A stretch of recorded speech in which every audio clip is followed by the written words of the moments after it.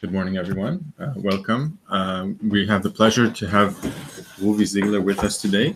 Ruvi is an associate professor of refugee and international law at the University of Reading, and he's also chair of the New Europeans project, which you may or may not want to speak about in the question and answer period.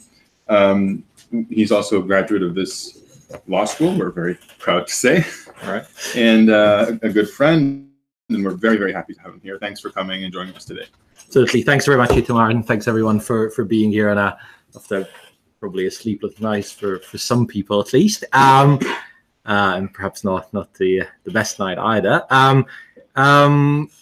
So what I want to do, and it's going to be no mean feat, is to try and talk a little bit both about the politics around Brexit and about issues, legal issues, as you were, that are uncertain, hence the title Uncertain Future, that pertain to the notion of EU citizenship and EU citizenship rights in the context of Brexit if we were to leave the European Union. And I say if because this is very much still an open question for a reason I'll get to. So the first thing to understand is that this is a very significant moment in history. And it's a significant moment in history because it is potentially the first time the European Union will be shrinking. The European Union has only had one trajectory, had 8 phases. So the first 6 members, the Benelux countries, Germany, Italy, and France, then followed by 7 tranches of enlargement, the last one being Croatia in 2013. And now it's facing the potential of the United Kingdom leaving, and the United Kingdom, country of 65 million people, 14% of the EU's GDP, 12% of its population, obviously a permanent member of the Security Council, a leading member of NATO. It is a significant blow to the European project were it to happen, which is why, despite the UK not being perhaps the most helpful member always, and despite having had all sorts of special arrangements, all sorts of a la carte arrangements, being out of Schengen, being out of the euro, not having to contribute to rescue euro economies, and so on and so forth, including in areas of asylum, which as Itamar says, are my main area of work. The European Union didn't want the UK to leave, still probably doesn't want it to leave, and obviously only wants it to leave in an orderly way if you were to leave, which is why, to preempt a point I'll get to a bit later, I don't think, and I know it's recorded and live, and so I will make that prediction. I don't think there will be a quote-unquote no-deal Brexit. I think that's highly, highly unlikely, because it's not in the interest of the European Union. It's also not in the interest of at least the sane large majority of British population. But the UK did vote back in 2016 by narrow majority on a very general question of leaving or remaining. Of course, the ballot didn't specify what leaving would mean, which is largely why this is very much still in flux. And so to try to see how the United Kingdom was in fact a disunited kingdom, what I'll start is by looking at some statistics around the referendum results based on polling that was done by Lord Ashcroft, one of the main pollsters of the Tory party, historically of the Conservatives, that did it very shortly after the referendum amongst a very large sample of Leave and Remain voters, and it reflects, I think, some of the challenges that the UK faces in trying to square the circle of how one leaves, but without, as you were, wrecking the economy and society more largely. I'll then want to talk about this Brexit means Brexit. So this is one of the turn of phrases that Theresa May, the Prime Minister, has said at the very start, and what Brexit would potentially mean. And in that context, I'll talk about the potential for another extension of the withdrawal process, one that indeed will be decided this afternoon at the Special European Council in Brussels, and the not absolutely unlikely scenario that the UK will ultimately unilaterally revoke its notification of withdrawal, something that the European Court of Justice has said it is within its rights to do, as long as it hasn't left. So in the Whitman case last December. So I'll talk about this and try to explain those terms of the withdrawal arrangements, or the withdrawal agreement, and the political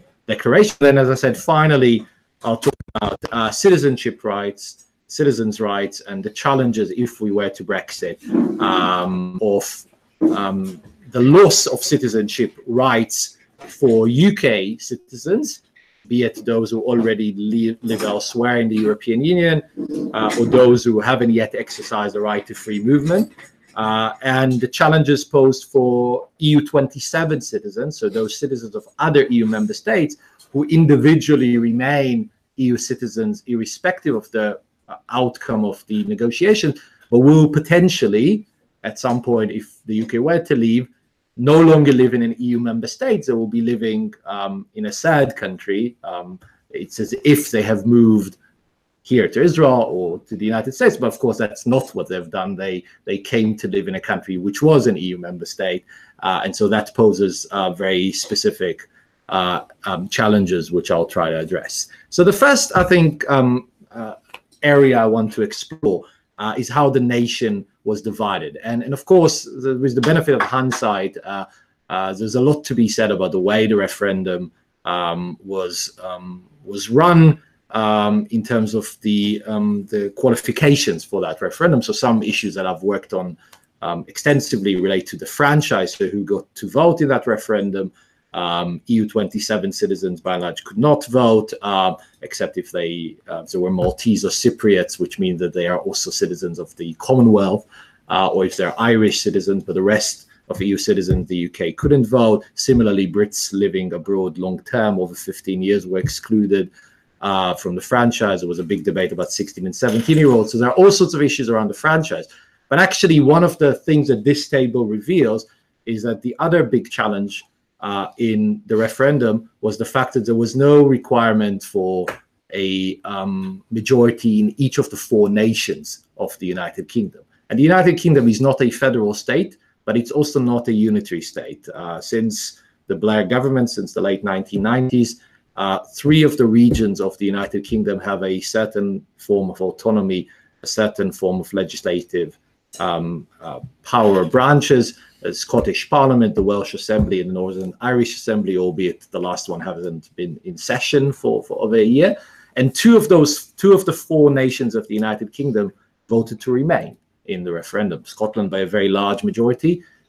Scotland partly against the background of having 2 years prior voted by a 55-45% to remain part of the United Kingdom, partly against the background of the threat to Scotland's membership of the European Union if we were to leave the UK, because then Spain might veto an independent Scotland joining because of secession movements in Catalonia and the like. And so Scotland found itself having voted to remain in the UK, now having been dragged, or potentially being dragged against its collective will from the European Union because of a decision fundamentally of England, which constitutes 85% of the UK's population. And Wales narrowly voted to leave as well. So Northern Ireland, for very understandable reasons, which I'll get to later when I talk about the Irish question, as you were, voted to remain. Scotland voted to remain, but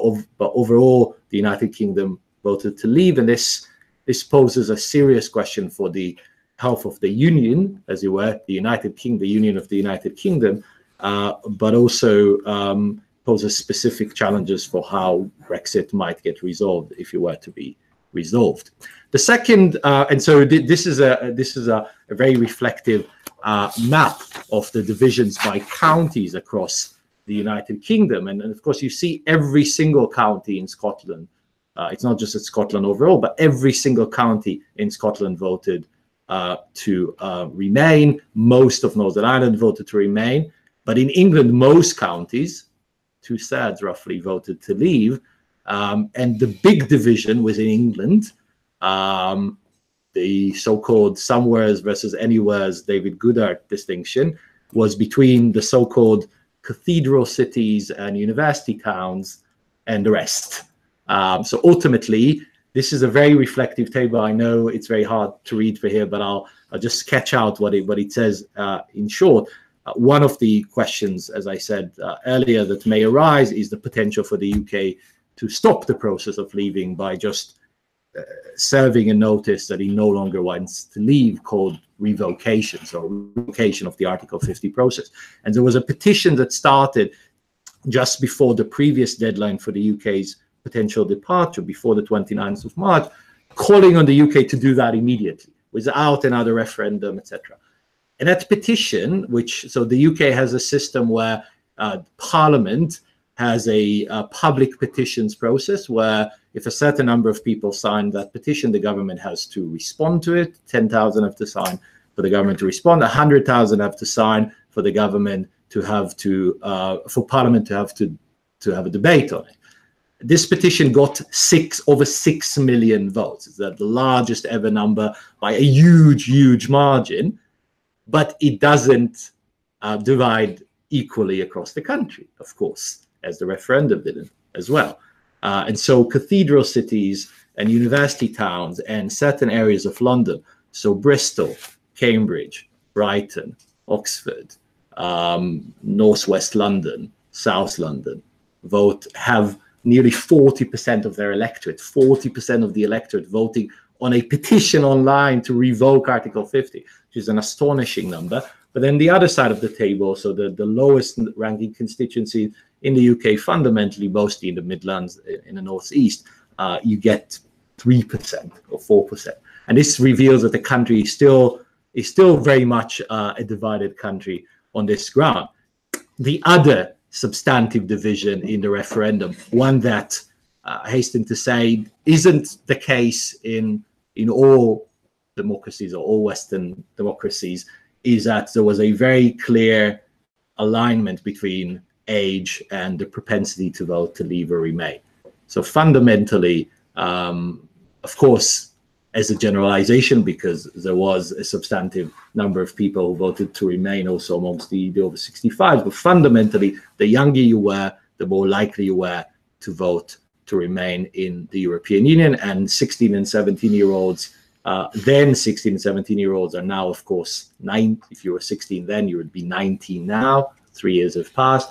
And the data amongst today's 18-year-olds shows about 88% remain. So the young generation fundamentally wants the UK to be a member of the European Union. And that's, I think, again, making a much longer term prediction now than the earlier prediction I made. I think even if the UK were to leave the European Union now, I think it's fairly likely we'll rejoin at a certain point, because there is a very large young constituency that would want that process to happen. That's at least my view. But ultimately, the big, arguably the big distinction in this referendum was a cultural division, and so part of it related to economics, but what the Lord Ashcroft polling suggests is that this illustration by The Economist just a week after the 23rd of June referendum of an open versus closed divide rather than a classic right-left divide on economics is very much reflected in the data. The reason it's reflected in the data is the following table. So this polling, as I said, the Lord Ashcroft conducted, asked people, what do you think about the next kind of set of concepts or phrases? Do you see them as a force for ill or as a force for good in society? Multiculturalism, social liberalism, feminism, globalization, the green movement, immigration. On all of these, if you thought immigration is a force for ill, you broke 4-1 for leave. If you thought multiculturalism is a force for ill, you broke 4-1 for leave. If you thought feminism was a force for ill, you broke 3-1 for leave. Interestingly, and reflecting the point about the economy, On capitalism, there is no particular propensity. So there's a half-half divide. So on whether you think the EU is a neoliberal project or a neo-Marxist project or anything in between, that was far less of a determinant of how you're going to vote than if you think Romanians and Bulgarians should be allowed into the country, exercising the right to free movement. And there was a certain research done very shortly after the referendum, which was really, really striking. So the United Kingdom has, not by a referendum, but by a decision of Parliament, decided to abolish the death penalty after effectively de facto having abolition for several years prior. In the 1960s, as part of social reforms that also decriminalized abortion and homosexuality, also abolished the death penalty. And this graph asked the question: do you disagree strongly or agree strongly that there should be capital punishment in certain instances, in heinous crimes? And the different colors on this graph suggest whether you have low income, middle income, high income, or you refused an answer. And there was a direct correlation between the propensity of you to vote to leave and the likelihood of you to support the death penalty in certain contexts, and almost zero reflection of whether you are well off or whether you're doing badly. And overall, renters voted to remain, homeowners voted to leave in the UK. The UK is a country where property prices are very high. So it is true that many people who suffered from the effects of globalization on the European Union and the UK as part of it were unhappy, and that led many of them to vote to leave. But it's also true that many people have done very, very well in the last 20, 30 years have also voted to leave. And it's true that many people who struggle and who've just finished university and have no prospect of any meaningful job and or climbing on the property ladder voted to remain because they feel European. So the bigger component here was cultural, and in many ways, when the Prime Minister interprets the referendum as one about free movement and immigration, I think my view is that that's inflicting potentially economic wreckage on the country, but she's not entirely wrong in saying that there was a degree to which the leave vote was indeed around issues of free movement, and this complicates many of the questions in the days and times ahead. So with that in mind, I want to kind of move to the second bit, where I want to talk about where we are in terms of process. And this is rather fortuitous timing, although many weeks have been crucial weeks in the Brexit conundrum in the last half year or so, but this perhaps more than any other previous week. So the referendum was a result of a campaign promise, a manifesto promise by the previous Prime Minister, David Cameron, who wanted, for various reasons, to make sure his party doesn't see votes lost to the United Kingdom Independence Party. And so he promised, if the Tory party, if the Conservatives win a majority in the 2015 elections, then they will hold an in-out referendum on Europe. He won this election. A referendum act was passed. He then renegotiated some elements of UK's membership, then arguably failed to sell them to the public as massive changes. Perhaps it weren't massive changes. Perhaps he was somewhat of a Eurosceptic at heart. These are important discussions to be had at different times. But ultimately, on the 23rd of June, the UK voted to leave by 51.89%. And the following morning, he resigned.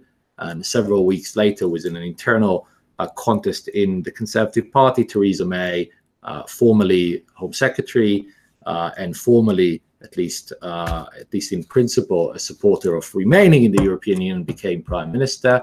And after several months, she has done what's referred to as the triggering of Article 50, Article 50 being the process under EU law that regulates how a country leaves the European Union. And the fundamental element of the Article 50 process is that the default position, once a notification is served, and unless a notification is withdrawn, as in revocation of Article 50, a country is chucked out or leaves. The treaties cease to apply to it 2 years after the day in which the notification is served. And the only exceptions to this, is, as I said, are either if the country decides not to leave, so it rescinds the notification, or if an agreement is reached between the two sides and it sets a different exit day for that departing country. And so the original Brexit date was supposed to be the 29th of March 2019 at 11 p.m. UK time, or midnight Brussels. We are on the 10th of April. The UK hasn't left. The reason the UK hasn't left is because it asked for and received a short extension to the Article 50 process, and that short extension expires in 2 days' time and a bit. Hence, the European Council's special meeting this afternoon, which is going to determine whether the UK receives another extension to its process of departure. The Prime Minister of the United Kingdom asks for an extension only until the 30th of June. It is entirely possible she will be denied that option and will only be offered a longer extension, which, of course, if an agreement is approved by the UK Parliament, can then be truncated or shortened. But ultimately, the UK, as I say, my prediction, will not be leaving the European Union in 2 days' time. It is more likely to be still a member when we come to the next European elections, and this ultimately is the genuine political elephant in the room, which now people have started recognizing rather late, and that is that every 5 years there is a cycle of European parliamentary elections. If the UK is a member of the European Parliament, of the European Union, in the period where the European elections are to be held, which is between the 23rd and the 26th of May, then it has to hold European elections, because it is the democratic right of every citizen of the European Union to participate in those elections, whether they're UK citizens or citizens of other EU countries who live in the UK. And so the order in council to hold those elections has been issued, has been placed before Parliament on Monday, comes into effect today, sets the date of poll for the 23rd of May, and even the Conservative Party is now selecting candidates for this election. CVs had to be submitted by yesterday. It'll be very interesting to see who seeks to represent the Tory party in this particular European election. So this is, if there's one cartoonist who I recommend following on Twitter and elsewhere, is Matt, who writes for the Telegraph. And this was before the 29th of March deadline. And the number of memes and cartoons, if there's one good thing that Brexit has done, it's really given a lot of material for people who do this sort of work. So I just want to talk about the text of the Article 50 treaty, and then this idea around the withdrawal agreement and the political declaration, before I then move to talk about EU citizenship.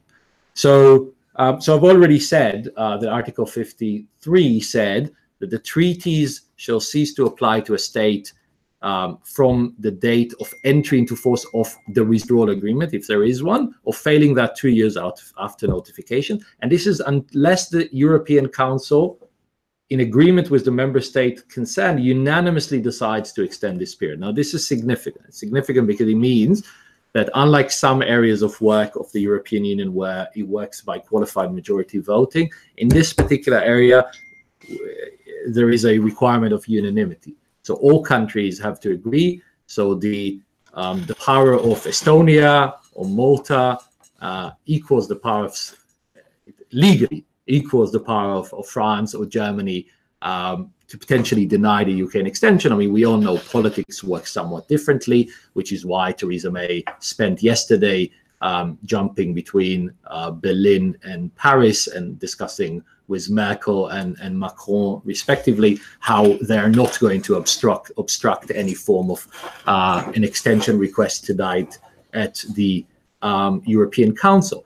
But if the European Council either doesn't offer the UK an extension, or it offers it an extension for a length of period it doesn't particularly like, and it reaches a point where a subsequent extension is asked for and denied, which is a possible scenario, then the case before the Court of Justice of the European Union last December, prompted by a member of the Scottish Parliament, Andy Whitman, opposed vociferously by the UK government using UK taxpayers' money in all branches of the judiciary, internally and externally, essentially in order to deny people the possibility of knowing whether the UK will have a right to unilaterally revoke. Somewhat of an odd decision, I would argue. The European Court of Justice had heard a case on the legal question of whether, given that Article 50 is silent on the possibility of revoking the notification to withdraw, whether a country could still do that, whether the default position in the international law is once you haven't left and the treaty doesn't say otherwise, you can unilaterally revoke.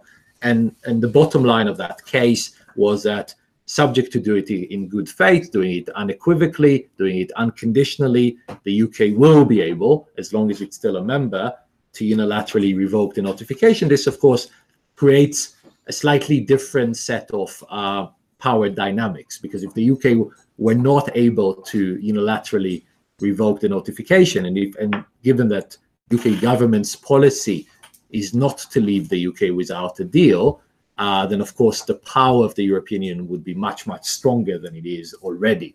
And it is a game of unequals, because one country is 65 million, the Union has 450 million, and a set of trade deals with 70 countries in the world, which the UK may very well lose in the case of no deal. And so in this sense, the revocation, even though it was asked for, the case around revocation was asked for by MPs and members of Scottish Parliament who very openly oppose Brexit, ironically is actually something that helps the UK government in the current negotiations, or at least I would argue, in addition to being an important legal point to be made, that a country can decide to change its mind within the allotted time. So all of what I've said thus far suggests that there is no agreement between the UK and the rest of the European Union, but that's of course not true. So the European Union negotiators and the UK government have reached a withdrawal agreement and have signed, in addition, a political declaration, a non-binding declaration, setting the direction of travel that the UK and thus of the EU seek to thread if the UK were to leave the European Union. And so that agreement was reached last November.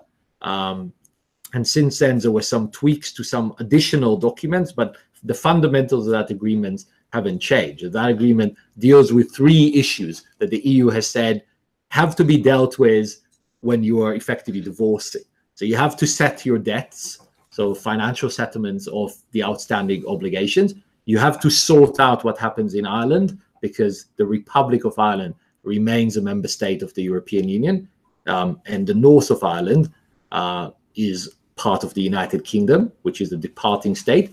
And there is an agreement dating back to 1998, the Good Friday Agreement, that says that there can be no hard border. There can be no border checks between the Republic of Ireland and the north of Ireland.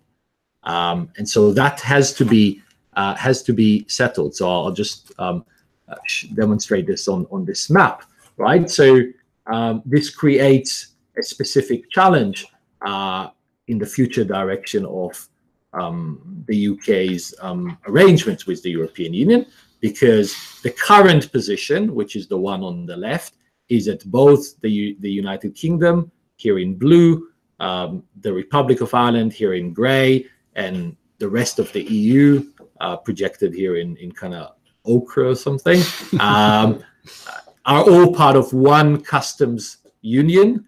So there are no checks on products or regulatory divergences within that area. And there's, of course, freedom of movement of goods, capital, services, and people across those borders.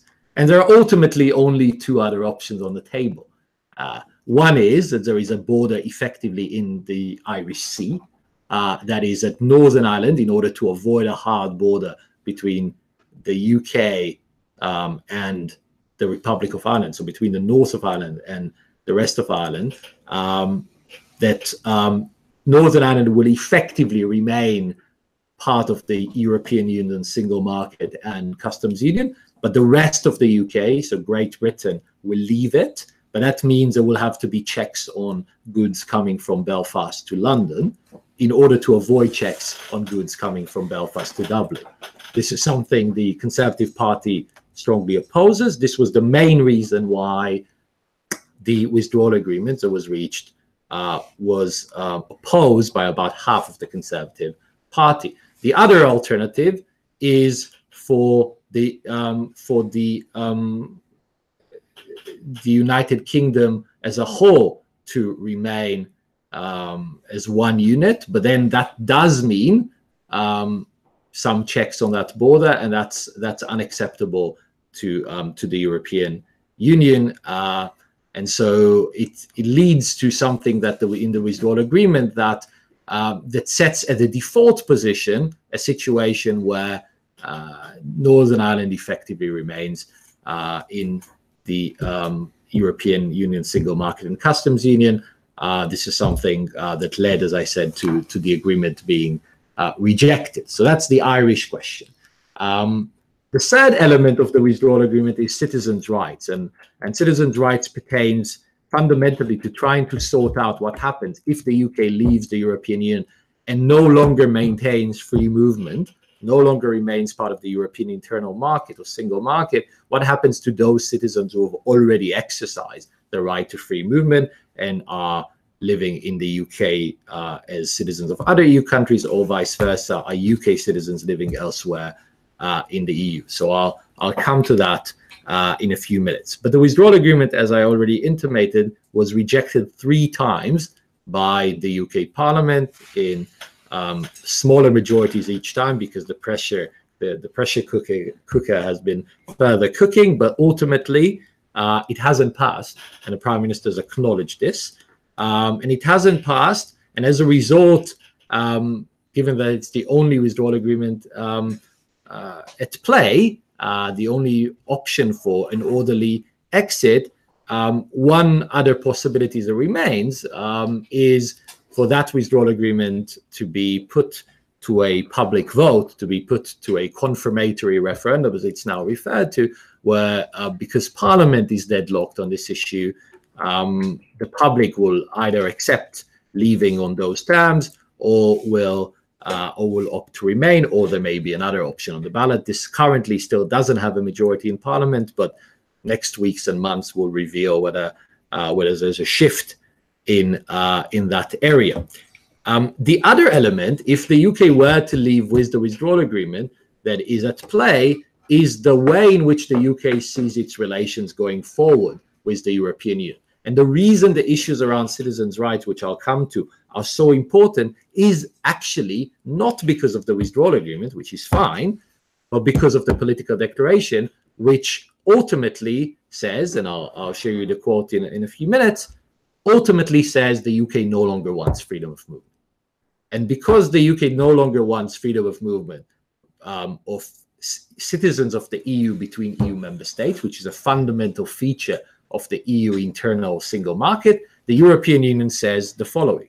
It says, well, if you don't want, if you're going to have a red line that says you don't want any form of movement, then the best you can have is either a Canada or South Korea. Now you can add to this Barnier graph Japan as well. You can have an enhanced trade agreement, or if you are also willing to have some form of a customs arrangement with the EU, then you can have a Turkey-style customs arrangement. But what you can't have is what the ones just below the European Union flag on this graph has. What you can't have is what Norway and Liechtenstein and Iceland have, which is membership of the European Economic Area, because that membership requires you to accept freedom of movement of goods, services, capital, and people. It also requires you to accept the jurisdiction of the European Court of Justice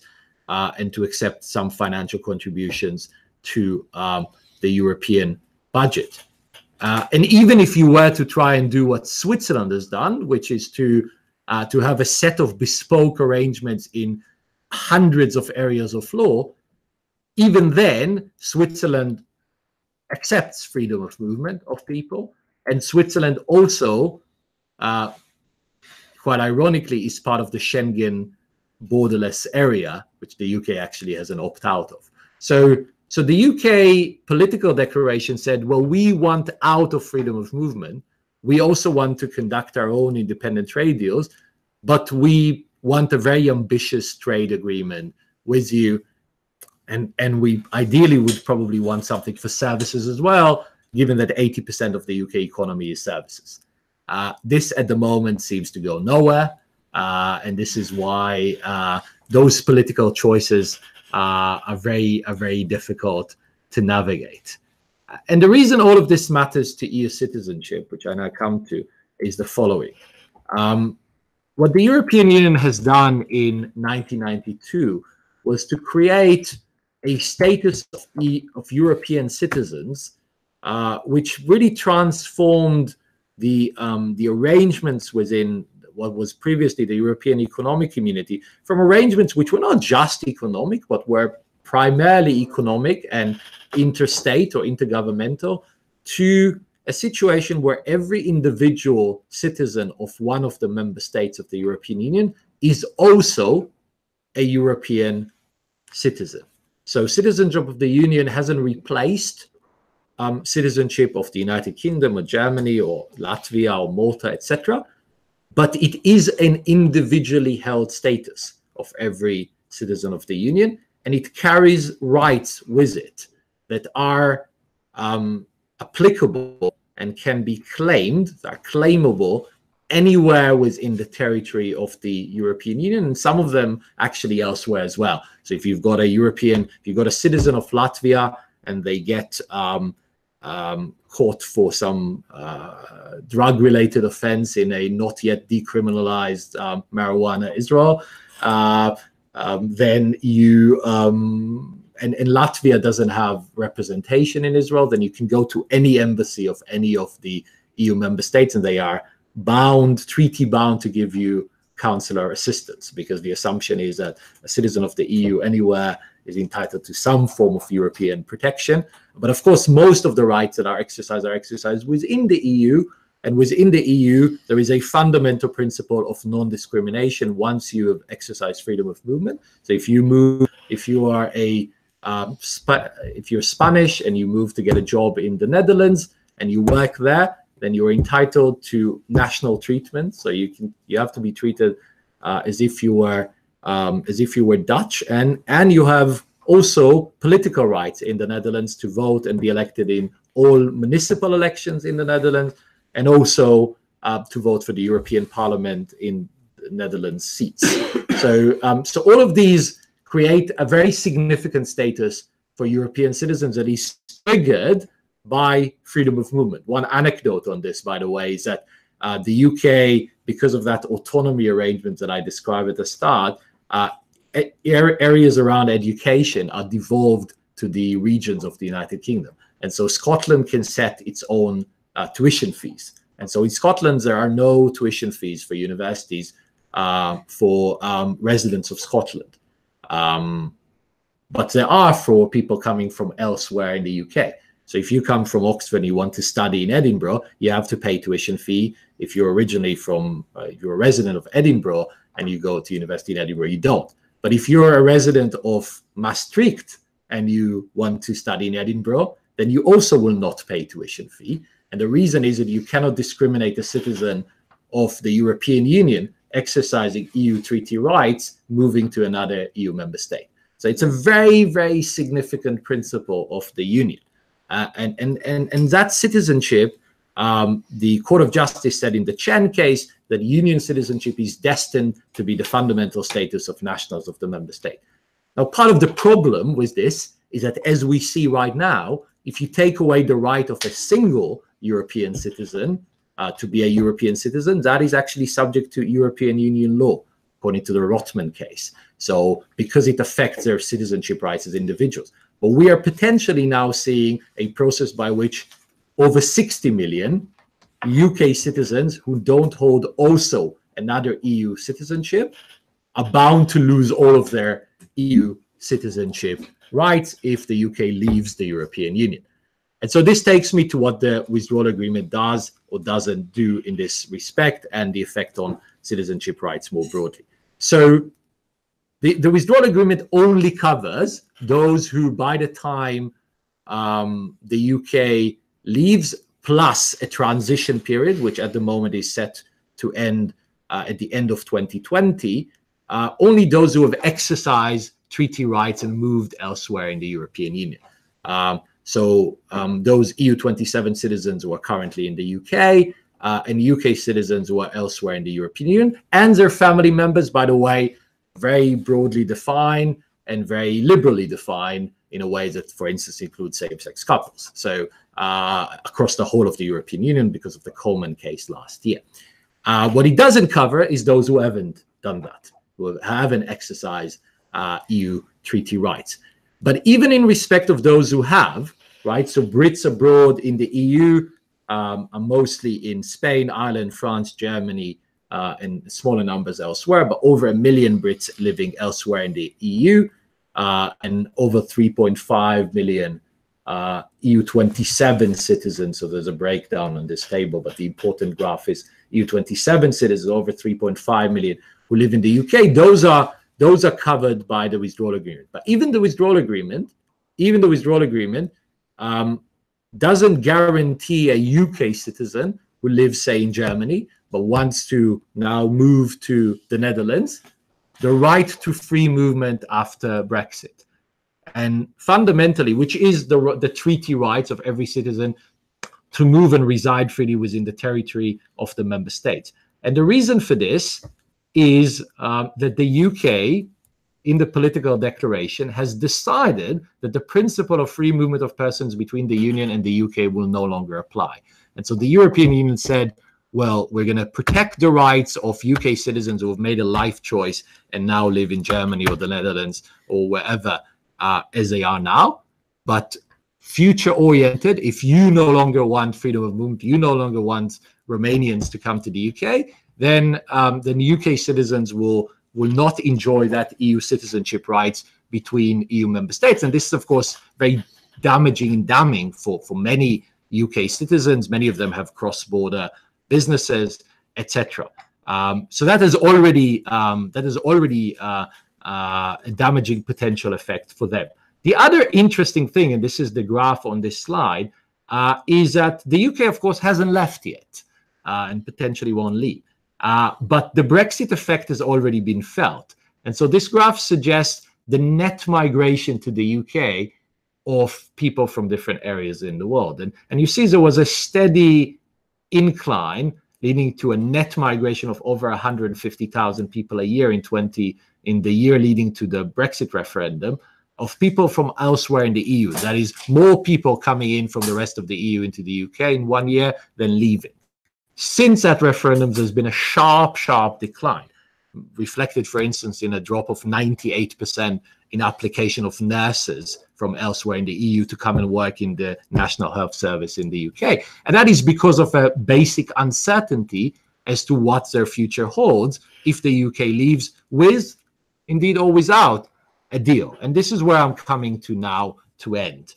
And I'm coming to the situation, essentially, of EU's 27 citizens in the UK and the remedies they have, and the situation of UK citizens elsewhere in the European Union. So EU 27 citizens in the UK, as a matter of EU law, remain EU citizens. They are citizens of a member state of the European Union. But they, having previously taken up residence on the basis of rights that they enjoy under EU law and on the understanding that they will continue to enjoy those rights throughout their lives, they will now be living in a third country. And so they all, for instance, have to apply for something called settled status now. They have to do it within the next 2 years. Otherwise, it will be deemed illegal in the UK. And it is an application process. It's not a automatic registration process. And some of them ultimately, as a result, might try to acquire UK citizenship. But this is where nationality law that is determined by individual states, and the EU hasn't taken over, so every country in the EU has different nationality laws. This is where they come into a clash with that desire of individual citizens, because there are 5 countries in the European Union that under no circumstances allow plural citizenship. So if you're Dutch or Austrian or Czech or Pole or Latvian in the UK, then that's not a choice that's open to you. You cannot both keep your EU citizenship through your national state's citizenship and acquire UK citizenship. But that's in addition to obviously the costs and other things that are involved in acquiring UK citizenship. Now, the flip side of this is the situation for UK citizens elsewhere in the EU. So they potentially will want to do a similar thing, potentially acquire another EU citizenship. And of course, in those 5 states, they will have to forgo their UK citizenship if they were to go, not because the UK will force them to, but because those states would do so.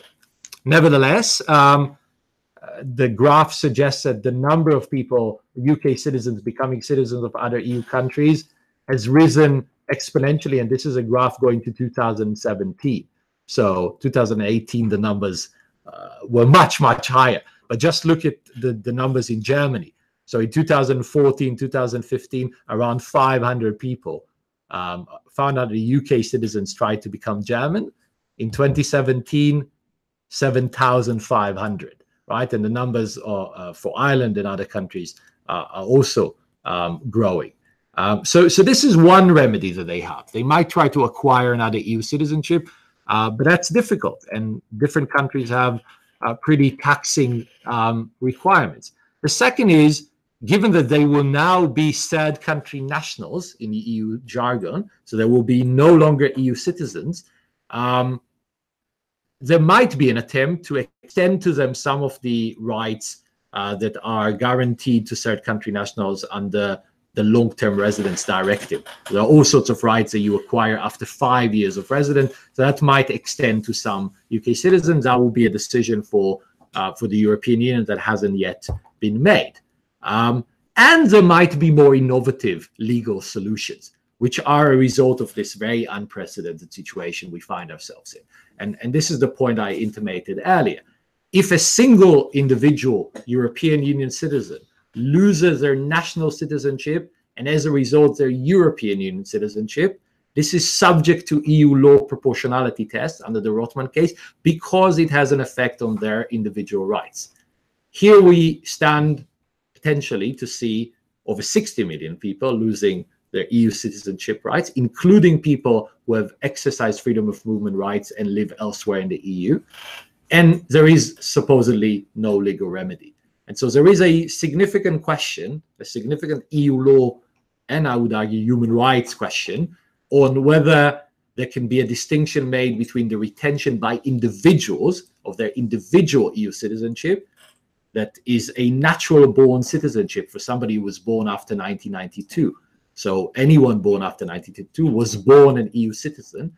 And the fact that the country, by a narrow majority, their country of nationality, voted to leave. This has not yet been determined by the European Court of Justice because no national court has yet had the, I would argue, courage to make a reference to the European Court of Justice on this question, but it may very well still arise. And another possibility, and I analogize this a little bit to being an alumnus of a university, is to say you can treat people who were previously EU citizens differently than you treat people who were never EU citizens. So you can say there's a difference between being a citizen of a country that's not in the EU and being a citizen of a country that used to be in the EU. You may retain some former rights as a former EU citizen, the same way people who are alumni retain some rights that connect to their previous institutions. And this will be a form of associate EU citizenship. This has been discussed in the European Parliament. There is a European Citizen Initiative to that effect. And again, we are in uncharted territories. This is where I end, right?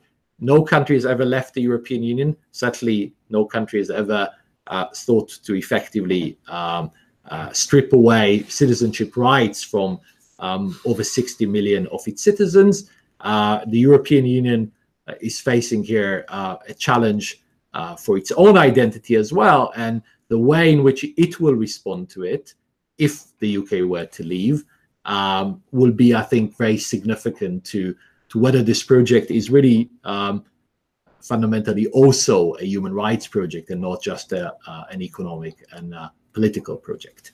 I shall leave it there and would be delighted to answer questions on any of this or on the politics around it, which I haven't had a chance to get to in full. Thank you so much. That was really fascinating, rich, and thought-provoking. I think for me, and I guess for all of us, I have many different questions in my mind, but I do see eyes around the table that are kind of perhaps also interested. So I want to give the opportunity to others to jump in. And if this doesn't happen, I'll start. Deborah, would you like to? Mine actually, first of all, it was really fascinating, and the legal questions are, I'm going to let the lawyers in the crowd ask. What was really interesting as well was the data that you presented at the beginning, in the cathedral cities and the university cities, and basically, I think that it points to an indication of a huge population feeling disenfranchised, which I think you can see in the US with the Trump election as well. And I'm wondering if, certainly politics, but if any of the data points to, you indicated cultural, but points to what can be done with this very large feeling of disenfranchisement on the part of large populations. Yeah, no, absolutely. So I want to come back to that graph and to perhaps the map of the whole of the UK. So this map and talk about this map. So it's not a coincidence. I think you're absolutely right, and I think there are some analogies with the US. I mean, with all the necessity to be careful about analogies because ultimately there was an urban-rural divide in the US as well, and it wasn't actually on kind of class-based in the sense of income, because actually the lowest earners in the US voted for Hillary Clinton, and middle higher middle income voted. I'm not even talking about the results, but just there's definitely a problem here that the current liberal haven't been answering. I'm wondering if this experience can shed light on it. So I think you're right. I mean, I think so there's been several things that contributed to this. So the UK, I mean, other parts of the world obviously as well, but the UK has been under a very severe recession following the financial crisis in 2008, leading to austerity measures, and we can get into a discussion whether some or all of them were justified or not, but ultimately there was significant austerity from 2008, 2009, pretty much until the referendum, or almost through to the referendum.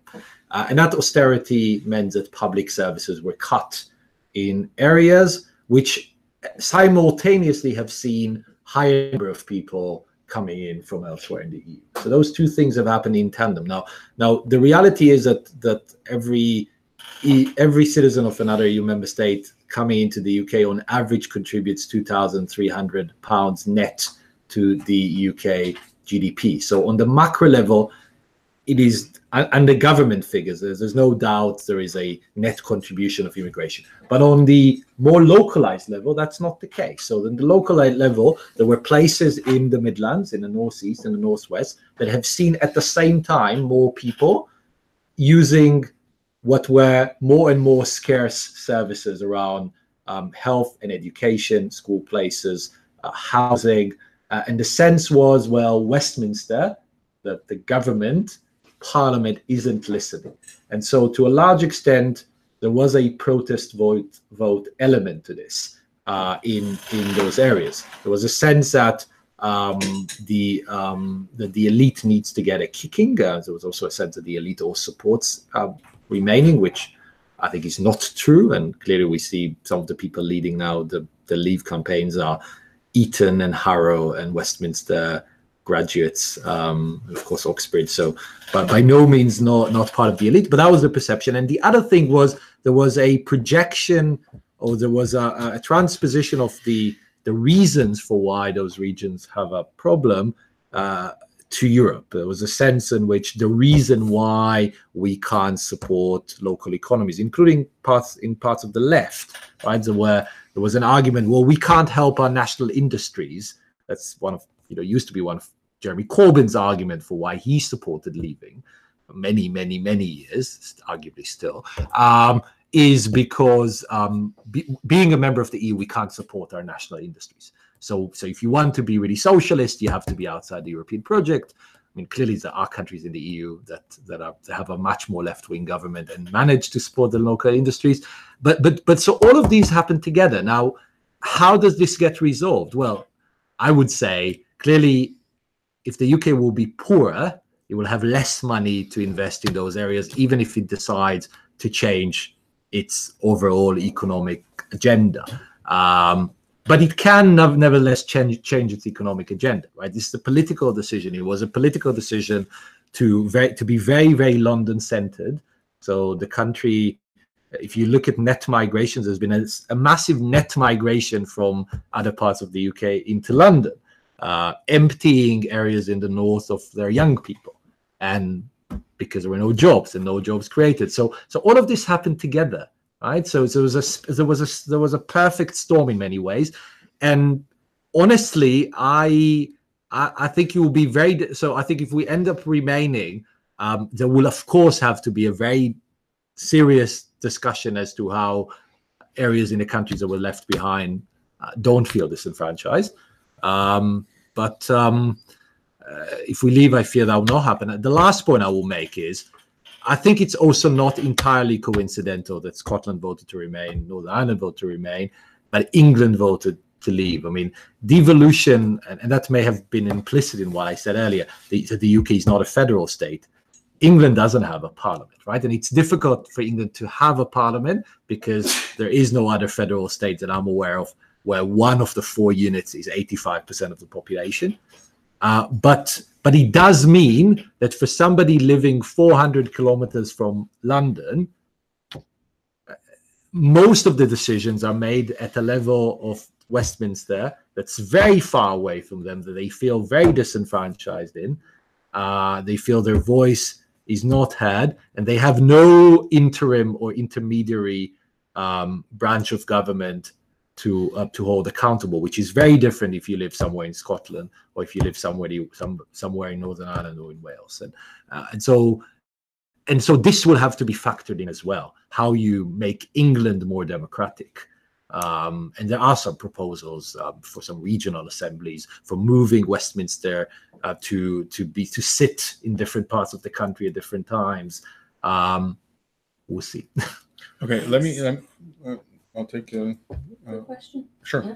Go ahead. Thank you, Ruvi. Very interesting. I wanted to ask if you could elaborate just a little bit on the EU's reaction on this.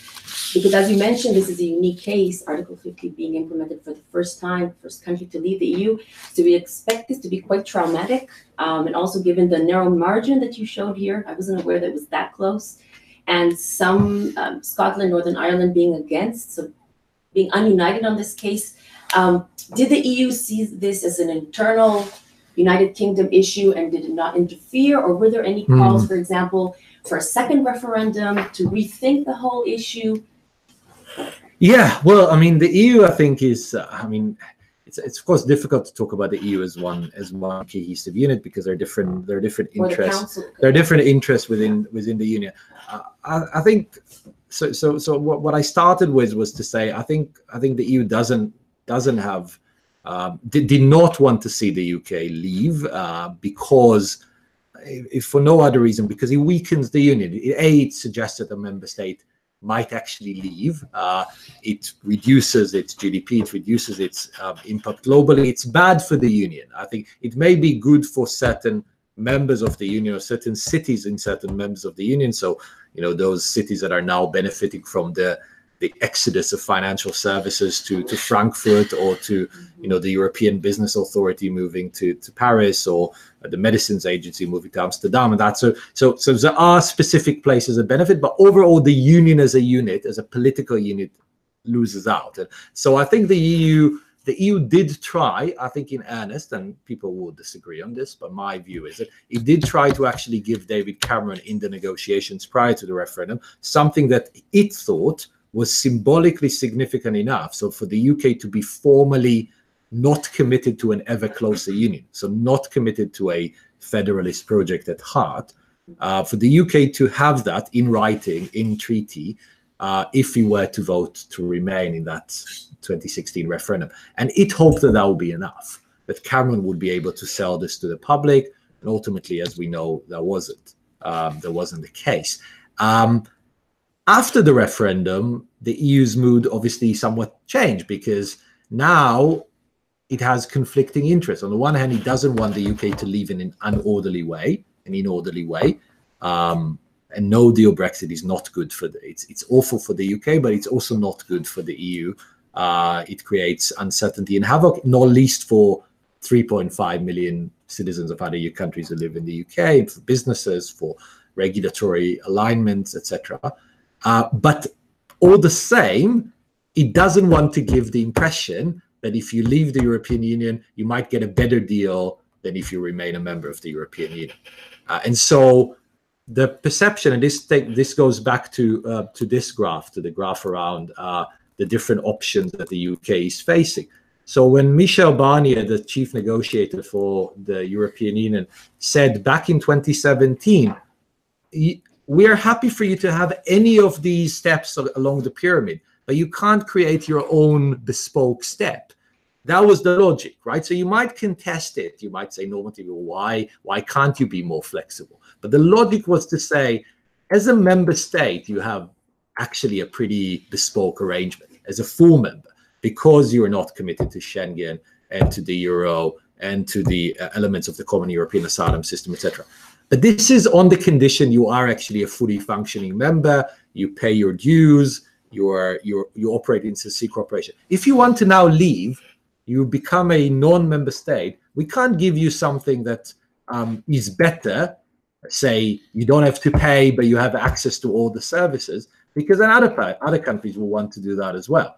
And so we're not going to offer you that. Now, the calculated risk the EU took was that the UK will then not leave in a disorderly way. And so they will either leave with something that is inferior, which arguably is the withdrawal agreement. It's an orderly but an inferior way to remaining. Under the government's figures, it means the UK loses 3% of its GDP over the next 5 years. Or it doesn't leave at all, because it sees that actually it can't, to coin a phrase that Boris Johnson has used, it can't have its cake and eat it. Can't both not be a member, but enjoy membership benefits. And so I think that's where the EU is now. And this is why I mentioned at the start the European Council today. I think my prediction, as I said, the European Council will agree unanimously to offer an extension, because it doesn't want to even take the very small risk that the UK will crash out. My view is, if that were to happen, the UK would revoke, because the Prime Minister wouldn't crash the UK out. But they don't want to even, they're so risk averse, they're not going to do that. They're going to offer an extension, but they're not going to cave on this. They're not going to cave on the future relationships. because they have no instrumentally, they have no interest in doing so, and they are the stronger party. So however one normatively sees Brexit, I think what the last 3 years have suggested very clearly is that it's not a game of equals. And that is just the stark reality of even a medium-sized economy, medium-sized country facing what is the largest GDP collectively in the world, larger than the United States, right? And so that is just a political and economic reality. I'd like to ask you two quick questions on the more legal parts. Sure. One is just as an outsider to this conversation, I was thinking during your talk that much of what you describe signals is the risks of joining deep trade and economic integration agreements with other countries. There's a democratic deficit here, but not from the side of the European Commission or the institutions, but from the aspect of, if the citizens no longer want this kind of integration, it will be very, very difficult to undo. And this is a disincentive. This should be thought of, from one perspective, as a disincentive ex ante to even start and initiate this kind of integration process, because you know that you will not be able to change your mind institutionally. The international legal bureaucracy around this is so deep and so thick that it will be basically impossible to untangle if the people change their mind at home. So I'd like to hear your response to that one first. And then just with regard to the case that you made towards the end of your talk about the human rights case for European citizenship, the kind of proportionality arguments that you both have referred to and have raised on your own, if you can expand a little bit on that and not only describe the argument, but also explain to us where you stand on this. In terms of how you think of European citizenship. Should it, as a matter of human rights law, be regarded as just any other citizenship, basically, in which case we might apply, jurisprudence and also reasoning that has to do with denaturalization or, revocation of citizenship generally, which is rather grave or rather weighty decision to make in terms of human rights. So I was wondering if you want to go that far. Yeah. Thank you. So two deep questions. I'll try and answer both. So on the first, kind of the disincentive to join. So one of the things that struck me before the referendum was a pretty callous kind of reference, but the now DEFRA minister Michael Gove, then the Justice Secretary, who wrote a column to Telegraph just a week after the referendum was announced, and he said, well, describing the follies of the European Union, and said, ask yourself, is this a club you want to be a member of? If your answer is no, then you have to leave. And so drawing the force equivalence between not joining something and leaving it, and an analogy from personal law or personal status, between deciding not to marry somebody and deciding to divorce them after having several children, a mortgage, several other arrangements, several houses, and a complexity of financial and other arrangements. And so you're absolutely right. And some Eurosceptics at heart, and genuine ones, which I have respect for as a matter of kind of ideology, people like Bill Cash or John Redwood and that, who were kind of the Maastricht rebels in 1992, pretty much said that in 1992. They said, well, this is a big step we're taking. We're kind of moving from a European economic arrangement to something that is clearly deeper and is intended to be deeper. And it is true that at every step on the way, we could reject a specific form of deeper integration, but to disentangle everything would become very, very difficult. And so we shouldn't go down that route, because at any point in time, it will become increasingly difficult. And for lots of people now, actually, on the Brexit side, they kind of say, well, when they're presented with the complexity, they said, well, we told you, our lives are now being run by Brussels. So I think you qualified, and I absolutely agree with you. You qualified your kind of worry or your concern by saying it's not Brussels' fault, it's not the institution's fault. It's in a way the member states have decided to create deeper integration, but that has an effect on democratic choices that their citizens may make. So I think in terms of the diagnosis, I think that's right. I think the fundamental question is how much national sovereignty in the pure sense matters to people and peoples, because there are other 27 members of the EU and they all made a similar choice, and none of them seem to be having similar concerns at the moment. I mean, the numbers are, if any, have moved in the other direction, but also the losses. So often in this sort of argument, there is a lack of the opportunity cost analysis.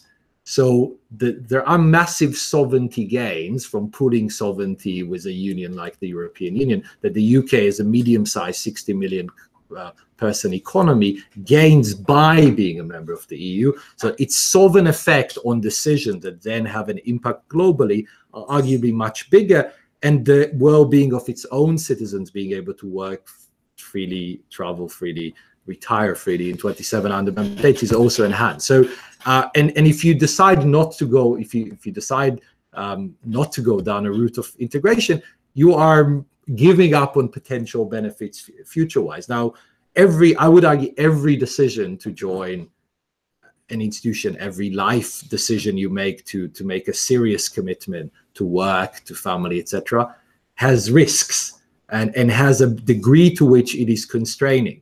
So even North Korea has some trade agreements, right? But ultimately, there is a gradation. The United Kingdom is actually quite extraordinary in being one of the most integrated countries in the global system. It has more agreements, bilateral and multilateral, than any other country in the world. Of course, part of it is colonial history and the like. So the UK psyche hasn't been, like the American psyche said, hasn't been, we don't want in agreements where we don't have a veto on everything. So the UK is a member of the International Criminal Court. The UK is perfectly happy to be members of organizations. It's subject to the binding jurisdiction of the European Court of Human Rights. It's perfectly happy to be subject in certain instances to supranational institutions. I agree the EU is different, which of course links to your second question. I agree this is a unique, at this stage, project in the international relations sphere. And I think some people who value national sovereignty more will look at this and say, well, we don't want to commit to these sorts of projects. But there is a price. And I think the price also needs to be clear. The final point I'll make on this first point is, or this first question is, one of the very offensive, I would argue, analogies that were made at the start of the Brexit process is, well, it would be very easy for us to leave. It will be like when India became independent, like decolonization. So of course, it's offensive because of the analogy, as if the EU has been this, tyrant who was controlling us from afar, and now we're no longer shackled by it. But it was also ridiculous because the level of integration on any level of the sorts that I've been discussing hasn't really existed. I mean, it wasn't a process of cooperation on regulatory alignment, on being recognized as an accountant if you get your license in Estonia and you can go and work the following day in Spain and it has to be recognized as if you were moving within Estonia. I mean, that wasn't the case for somebody in Bangor, who wanted to move to Liverpool. So that was a ridiculous analogy. But I think it illustrates how international relations have moved. And this, I think, links to, as I said, to the point about European citizenship. So I think you pose a serious challenge. So my view is, it in a way goes back to the text where it says European citizenship is additional to and doesn't replace national citizenship. So in my view, to go as far as to say this is like revocation of national citizenship for somebody who would then say be stateless would of course be wide off the mark. But I would even say it's not like saying it's revocation of the more substantive or more significant life component of somebody who was a dual citizen. So if you look at like the Shamima Begum case now in the UK, there was an argument, somebody who was so-called an ISIS bride in Syria and Iraq, and the argument was, well, she's entitled to Bangladeshi citizenship. That was proven inaccurate, but say she was entitled through ancestry and birth to Bangladeshi citizenship, even though she grew up in the UK, she was never in Bangladesh, etc. And so she won't be left stateless. She'll have Bangladeshi citizenship, but she'll lose her UK citizenship because she went and fought for ISIS. And so then in that sort of situation, leaving somebody not stateless, but with a citizenship they have never really exercised and taking away their most fundamental citizenship, I think to analogize that to losing European citizenship would also probably be going too far, because the rights that are attached to EU citizenship are significant and important, but I don't think they are the equivalent of the rights, the effective exercise of rights in your main country of nationality. But having said that, I think they are significant and important. And so I think Rotman was right to say there needs to be a form of proportionality analysis. You need to think whether there are ways short of full denial of citizenship. It's why this idea of European associate citizenship, I think, needs to be considered. I think if we were to leave, I think it will be considered.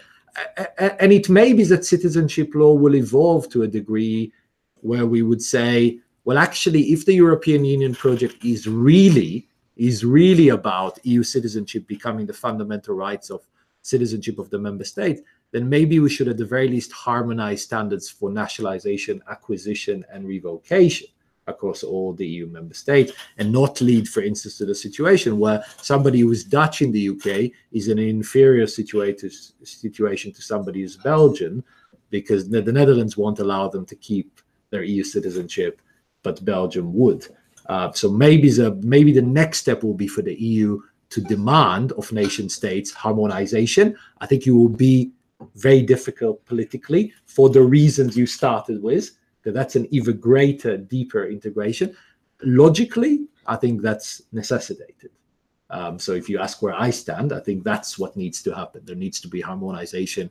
If you are looking at a union which has created a citizenship that is supposed to be meaningful, then saying national states can award somebody or withdraw from somebody national citizenship that has the effect of giving them that additional citizenship, there needs to be harmonization. Otherwise you create inconsistencies and you create different classes of citizens within the EU, and I think that's wrong. All right, well, thank you very much. I like the way you pronounce Maastricht very well. It's difficult, I know. I have two questions. I'm very happy to hear that you're so positive about the UK maybe not ever leaving the EU. But my question is regarding what's going to happen next month when we have the European Parliament elections. Yeah. It could be that it's going to be much fuller of Eurosceptic political parties or politicians. Do you think they would try and make it much harder and to have a hard Brexit, to change the favorable conditions towards Brexit? Do you think it will have an effect? Or do you think they're already talking and it will just go the way you view it and you showed it to us now?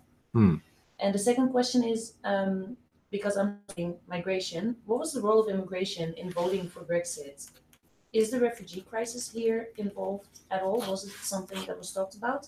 Or are we only talking about the EU citizens, like the Polish workers? Yeah. Okay, great. So let me start in reverse, actually. So let's start with immigration. So there was a deliberate, it's not on this set of presentation, but I can find it, I can send it to you. The most effective, most obnoxious, and yet most effective poster, arguably, in the whole of the referendum campaign was the Breaking Point poster. So it was a poster put by not the official Leave campaign, but by potentially the person who can be credited with having created the process by which we end up potentially leaving. Nigel Farage, a long-standing MEP, one who's probably going to stand again. That's what he announced if there is a European election, this time for the so-called new Brexit party. So the poster Breaking Point showed a column of migrant stroke asylum seekers crossing the border between Slovenia and Hungary, Serbia and Hungary. So crossing the border into the European Union, people who have previously crossed into Europe, mostly by boat from Turkey to Greece in the 2015 process. So not EU 27 citizens and not having anything to do with the UK. Now, the reason this was significant was that there was an attempt to conflate immigration from outside the European Union, on which the UK, of course, has overall control because this is a matter of national sovereignty, but also because it's not part of Schengen, the likelihood that somebody would just end up in the UK, and because of its geographical position within the continent of Europe, the data suggests the 2015 refugee so-called crisis didn't happen in the UK. The UK received the same number of asylum seekers in 2015 as it did 2 or 3 years before. It affected Greece, it affected Italy, it affected to a lesser extent Spain, of course Hungary and Germany because of Angela Merkel's decision in September 2015, but it hasn't affected the UK. But there was an attempt to say, well, the two are linked and we have lost control over immigration overall. And that clearly had an effect, because in people's minds there was conflation, and the idea that the UK has control over immigration from outside the EU, as opposed to supposedly not having control over immigration from within the EU, was not reflected to the public by the Remain campaign, and the Leave campaign had no interest in doing it. So that's absolutely true. I think the other point, and the interesting point, is that without sounding condescending on this, I do think there was a degree to which there was a misunderstanding in large segments of the population that freedom of movement is a two-way street within the European Union. So the idea, the abstract idea of do you generally think that it's a good idea for you to be able to work, study, live elsewhere in the EU, is something actually the majority of British citizens support. So I'm trying to find that the relevant graph from an Ipsos Mori survey. So on this graph, when people were asked the free movement of EU citizens who can live, work, study, and do business elsewhere in the EU, do you support this principle? There is a large majority across all EU member states. It is true the UK is on the low side of this, but this is post-referendum. This is 2018. 74% say this. It's generally a good thing. And some of the people who voted to leave, who are British so-called expats in places like Spain, have said, well, we voted to leave because there are too many migrants coming into the UK, not understanding the deep irony of what they're saying. So there's honestly, and I know it's anecdotal, but I've come across a lot of people who didn't quite understand that the fact that the UK wants to control immigration from Bulgaria or Romania also will mean that the rest of the EU will want to control immigration from the UK. So it's more complex, but I definitely think the refugee crisis had a overall, perception impact on the sense. I mean, the point I didn't make at all earlier, and I think it will connect to my answer to your point about the European parliamentary elections, is the really stroke of genius of the Leave campaign's use of the slogan "Take Back Control." So there's a fascinating documentary, I can't remember the full name now, on the kind of the Leave campaign's operation, which showed how they came up ultimately with that phrase. And their initial idea was to say, vote Leave, take control.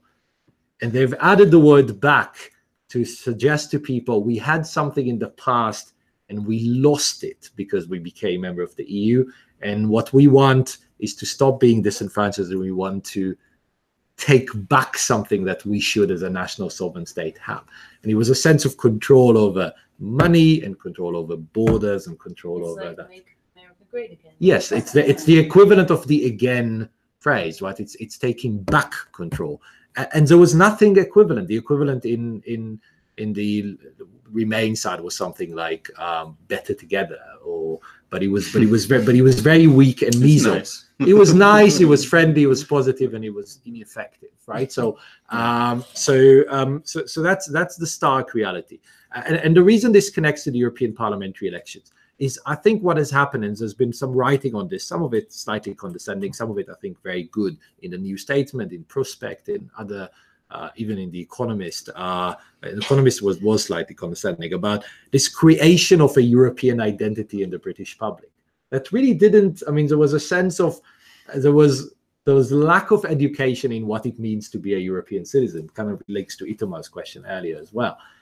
People thought about this very transactionally, and sometimes, like the song goes, right, you don't know what you've got till it's gone, right? Sometimes the sense that people are about to lose something significant has created now a small army of Europhiles, which were perhaps existed in a much more, implicit way, but certainly weren't vocal. People wouldn't fly European flags. You'd walk. I remember kind of walking in like the 5-10 years ago and being, shocked whenever I traveled to the continent, how many more European Union flags you see, and just randomly in hotels, in city halls, and in European capitals, as opposed to what you see in the UK. And that's changed. There is much more European Union present. The reason this is relevant to the point about the European parliamentary election is the following. So I'm not sure, maybe I was projecting myself as over-optimistic over whether ultimately we will leave or remain. But I am going to make a projection about the European parliamentary election. I don't think it will be a worse result in terms of Euroscepticism than 2014. 2014, the biggest party was UKIP, the United Kingdom Independence Party, an anti-European party. That they got the most number of votes within the 100%, not 50%, but they got something like 30-something%. And most of the Tories, most of the Conservatives who got elected were also Eurosceptics. So there's actually a majority of Eurosceptics who were elected in 2014. I think this time will actually be different. I think there will be a much stronger sense that if you're a Europhile, this is your chance to express this. It will become a for referendum, and in fact, some Brexiters may boycott the election. They might say, we don't want to participate in this sort of election. So in fact, I think the reason the government was very, very, very, very averse to the idea of holding these elections. So, he tried to effectively say, well, we don't want you to have this democratic choice now coming up as still a member state of the European Union, is because the Conservatives might get shattered. So people who are very pro-Brexit will vote for UKIP or this new Brexit party that Nigel Farage is now heading. But I think people who are pro-European will vote for the Liberal Democrats, will vote for the Green Party, will vote for this new Change UK party. In Scotland, will vote for the SNP, will vote for Plaid Cymru in Wales. And so my projection actually, I think we will have a European election. I think the results will be better than 2014 for the pro-European side. There you go. It's on record. So. Okay, I think we're just about ending our time. So I'll just. Do you want to close off with any additional remark at this stage, or we could just thank you for sharing your abundant knowledge and kind of expertise in this with us today on this rather difficult day. Right. Thanks everyone. Thanks everyone.